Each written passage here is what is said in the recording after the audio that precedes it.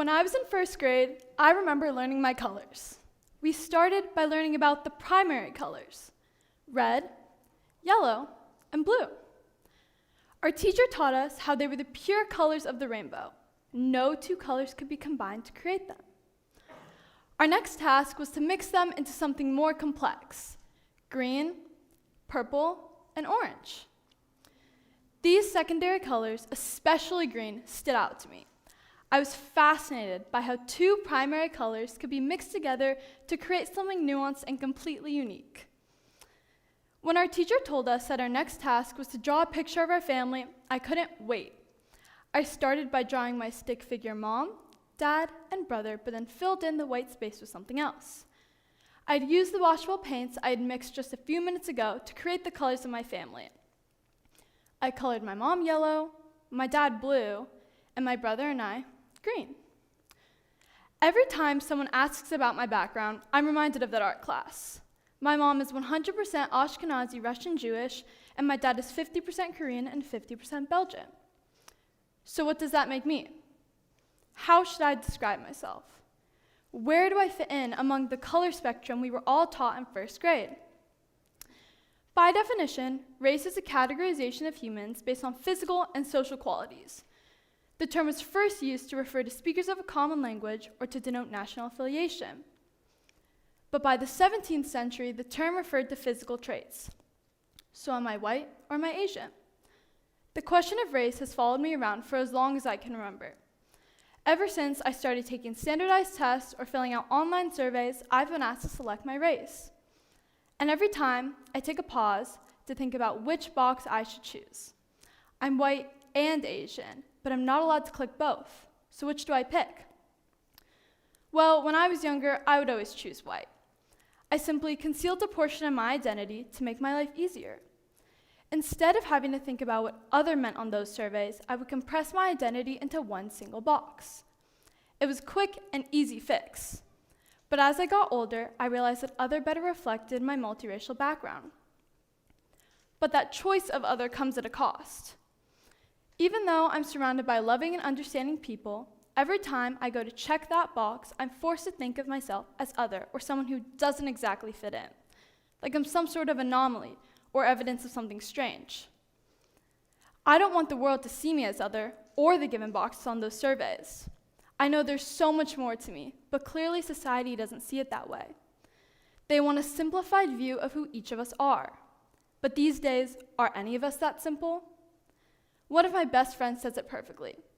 People are like an entire rainbow and shouldn't be defined by just one of their colors. The one-box rule from Tessa surveys has confused multiracial people since the beginning of the US Census. For the longest time in America, you could only select one box when being asked about your race. The Census Bureau didn't start to allow choosing more than one box until the year 2000. 2000. That was only 22 years ago. Every multiracial person living in America before the year 2000 had to, at some point, fill out a form stating that they identify as one singular race. White, Black, Asian, Indigenous, Pacific Islander.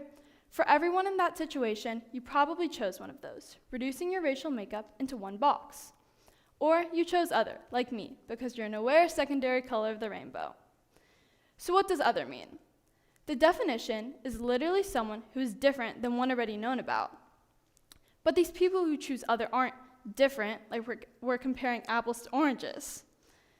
10% of the American population is multiracial, which measures out to about 33.8 million people.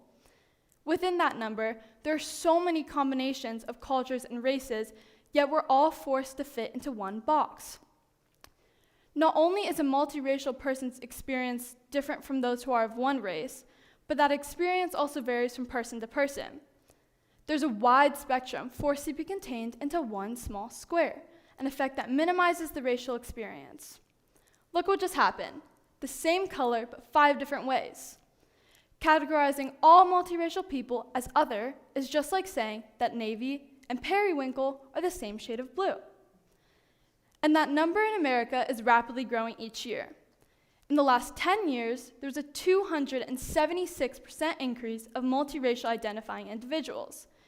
and it's estimated that by 2050, that number will grow by 4 times. At some point in the future, there will be more people choosing other than the handful of given boxes on those surveys. Though this ever-expanding rainbow is a beautiful thing, having all of those people have to categorize themselves as other in society is not. That's why I introduced a new idea of racial categorization in the form of an open-ended question. It would recognize a spectrum that's lacking in our world today. One study done by scientists Alicia Tran and others showed that an open-ended question provided an experience once deprived when being asked about race with only a few options. An open-ended question would give people an opportunity to express pride in their multiracial backgrounds. As our world continues to racially intertwine, we will reach a point where it will become impossible to categorize people by a handful of outdated and predetermined boxes.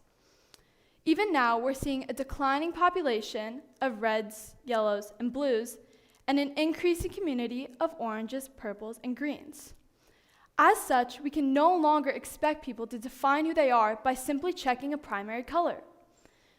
Although race is a social construct built on a structure of assumptions and stereotypes, we cannot simply get rid of race altogether. However, the simplicity and ease of an open-ended question could truly lead our society into a more inclusive and accepting world that acknowledges the spectrum of racial identities. A world where all the shades of greens, purples, and oranges are just as recognized as the reds, yellows, and blues. Thank you.